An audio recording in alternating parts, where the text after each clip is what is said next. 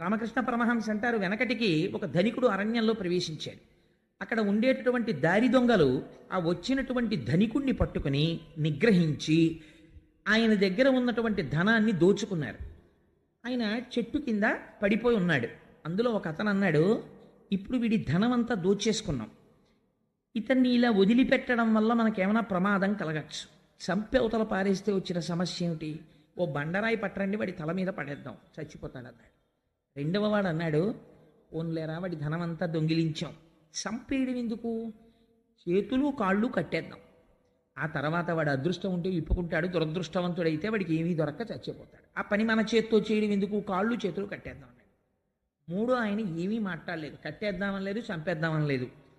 కొంతసేపటికి ఈ ధనికుడు చెట్టు కింద పడిపోయి ఉన్నాడు, ముగ్గురు దొంగలు వెళ్ళిపోయారు. మాట్లాడని దొంగ వెనక్కి వచ్చాడు, వాళ్ళిద్దరూ నిద్రపోతున్నారు.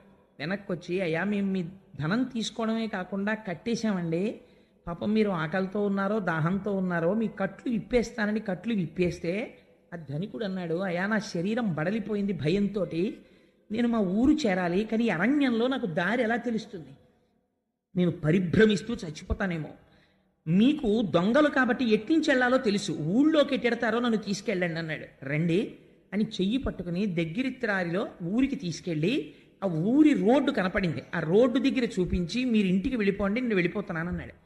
మీరు రెండో కప్పు కాఫీ తాగుదురు కానన్నాడు ఆయన. నేను రానన్నాడు.